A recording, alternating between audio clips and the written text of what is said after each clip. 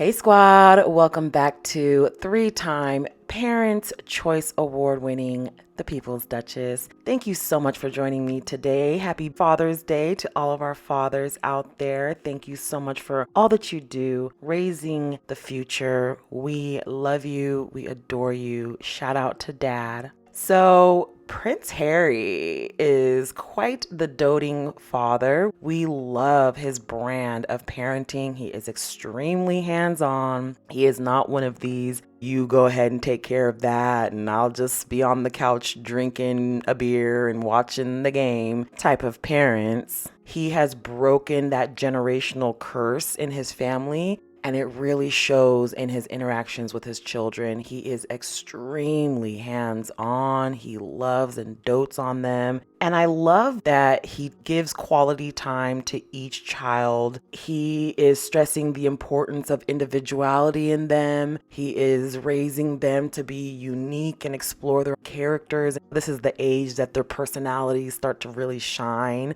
Around 4, 5, 6. And I love that they get to be the kind of parents that they want to be. They're not bound by royal duty or constraint. And speaking of royal duty and constraint, I do want to take a quick side note here to highlight some of the things that I just found a little bit disturbing about the Father's Day that other royal kids found themselves, well, for lack of a better word, engulfed in. Particularly the Trooping of the Color. We've all seen the videos. We've all laughed until we cried at the booing, at the sparse crowds, at the balcony scene that was, I don't even know what to say about that balcony scene. That was just straight up awkward. It was so tense up there. You could cut the tension with a knife. All the tabloids could only focus on the fact that Harry and Meghan were not there. One of the most rancid tabloids even called it a Harry-shaped hole on that balcony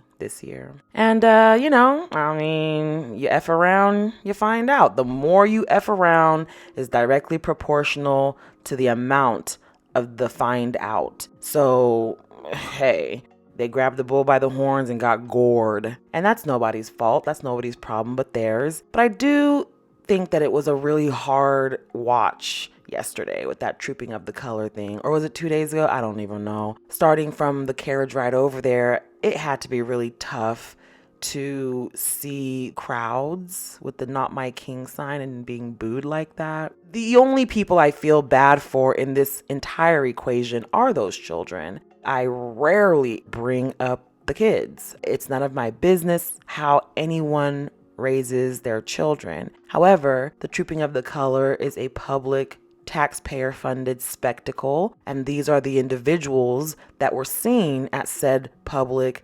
taxpayer-funded spectacle. Commentary is expected, so I am only going to comment on what I saw. What I saw up there was really difficult to watch, starting with the carriage ride.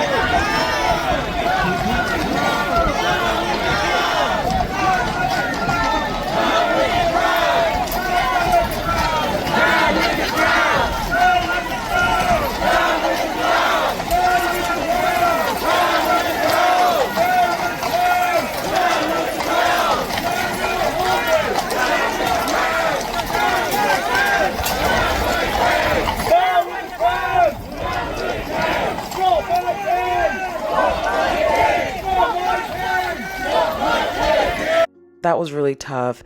The angle of this camera is wonderful because you can see that they're right there in the thick of the crowd. And these types of angles were shot throughout, where you saw not just the thick crowd of protesters, but then the sparse crowd overall. Ministry of Hacks summed it up really well here. The photo, if you know what I mean, from Trooping of the Colour yesterday, and I've reposted it directly from the photographer's own Instagram account, because there'll be loads of royalists out there that say this photo is not a true representation of the original.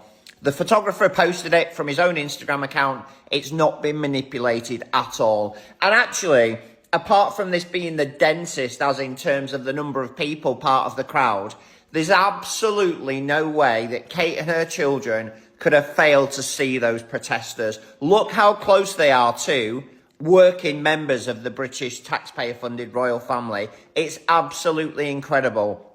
Great shot that sums up the day. I've seen other shots of the crowd. I can't vouch for the validity or the accuracy of those photos, but to me, it looked to be the least well-attended Trooping of the Colour ever. And from public sentiment and everything we see on TikTok, we know that the British people's patience with the non-working royal family is at its absolute lowest tolerance. We are basically done. Taxpayers are done with supporting this spectacle emotionally and, more importantly, financially.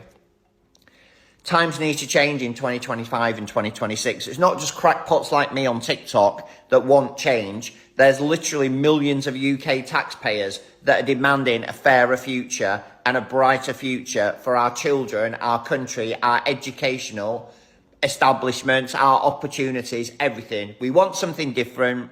2025 and 2026. And I couldn't agree more. That was really tough to watch. Then there was this really weird, awkward balcony where it just seemed very tense. Everybody seemed so miserable. Check the weather. It wasn't scorching or anything for everybody to be so sour-faced. The interaction between the Middletons and their children was just all around weird, between they themselves, Bill and Kathy, as well as Kathy and her children. We got a lot of really glossy and polished photo and some edited PR spin behind the scenes stuff from Kensington Palace, but there was a very uncomfortable air about the whole thing that I just found quite unfortunate, especially for the children. Anyways, I mean, that's neither here nor there. This is a life that everyone chose, except the kids, of course, and, slots and players, or whatever they said. Harry, on the other hand, has had a very protective, fatherly instinct from day one. We saw this very early on.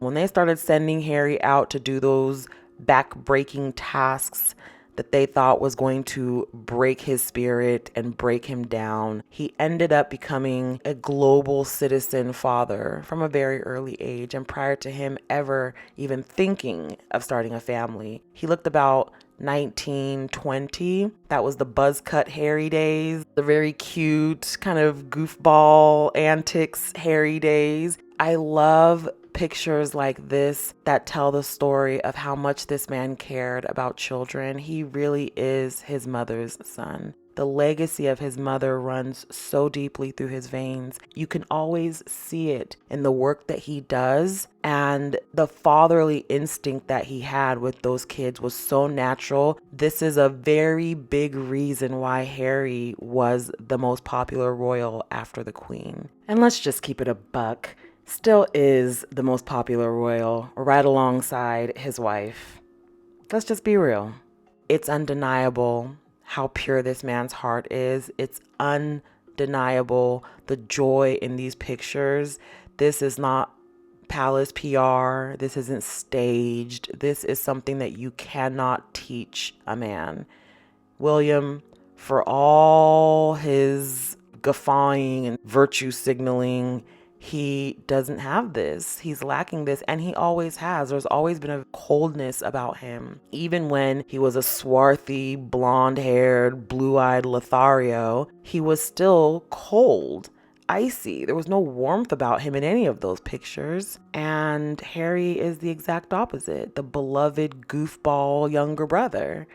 And he turned out to be the beloved statesman father to many. I remember the story of that child that he met and ultimately sponsored in Lesotho that ended up coming to his wedding. And that's the kind of stuff that Prince Harry is made of. That's the kind of man he is. He's an unforgettable human being. He's someone that you want to keep close to you, very close to you as a confidant, unless you are, pure evil like his father and Camilla and them. He's someone that you just adore, that people just adore. And I'm so glad that Meghan put out this video. Everything that she does goes utterly viral on her channel. As of this morning, that video has nearly 5 million views. It's just a gorgeous montage of Harry being Harry. We absolutely adore this content from Meghan's Instagram. It gives me life. She's showcasing her man, and their children, the family that they've built and that they clearly dote on, and in all the right ways. Every time I hear those children, they're polite, they're well-spoken. At 3 and 4 and 5, children are going to say and do whatever the heck comes to mind. So the fact that these children are so well-behaved and so polite by virtue of their parents installing those qualities into them, my goodness, you could not ask for two sweeter, cuter, more well-behaved kids than Archie and Lilibet. So kudos to Prince Harry. He really is the father of the year, pretty much every year since he's been a father. Absolutely adore that they have the freedom and they fought for it so hard so that one day they can tell their children, yeah, we did that for you. And I don't think that they would ever expect anything in return other than their kids to live the life worth living.